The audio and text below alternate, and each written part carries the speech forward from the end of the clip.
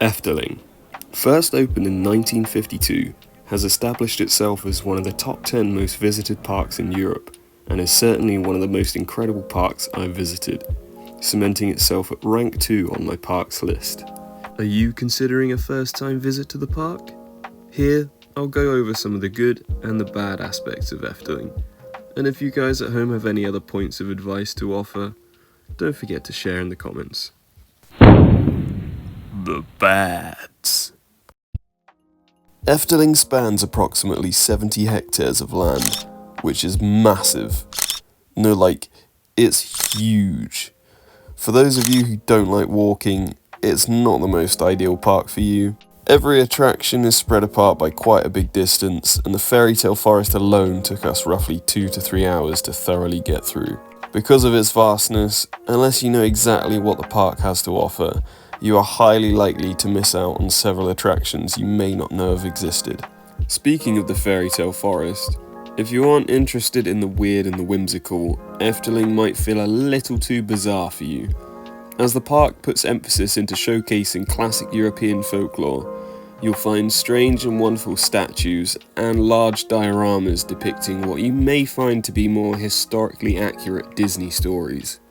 Now, for those of you that are more on the amusement park side of the community, the coaster selection isn't exactly catered hugely towards the thrill department. There are only 3 coasters that I guess you could consider thrilling.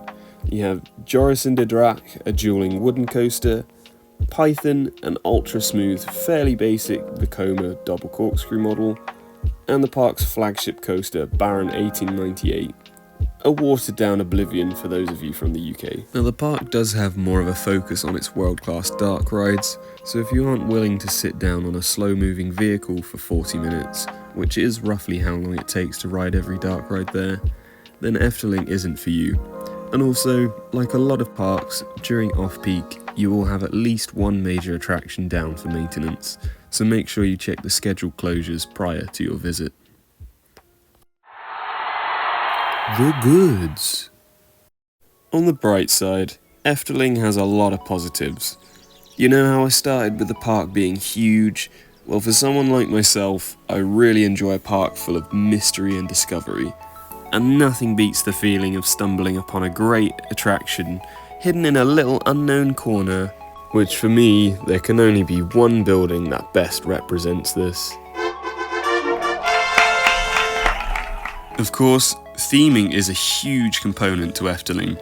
Everywhere you go, even down to the bins,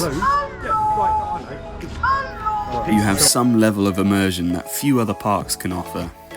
This immersion extends to the landscaping too, arguably one of the top 5 parks worldwide for its gardening features and general upkeep.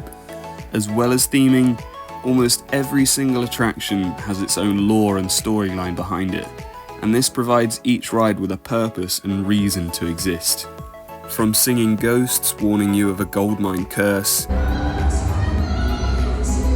to discovering a lost ship bound to sail for eternity, to encountering the various tales that make up the 1001 Arabian Nights.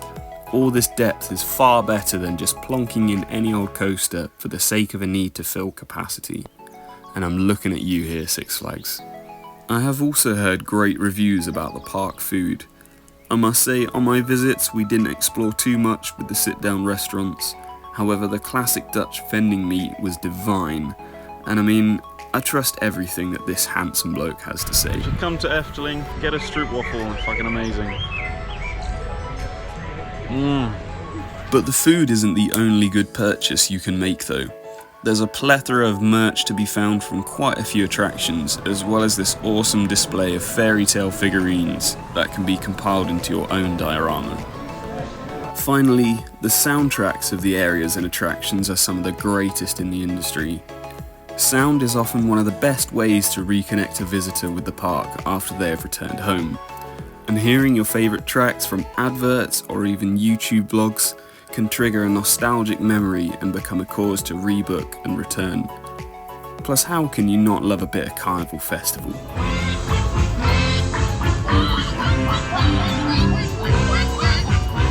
Also, I can't forget how good it feels walking into the entrance facade. easily one of the most iconic entrants of any park. Has this video helped you decide on whether to visit Efteling?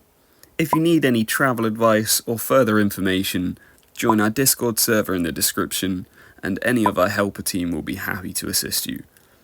Stay tuned for more episodes of The Goods and the Bads, but for now, peace out.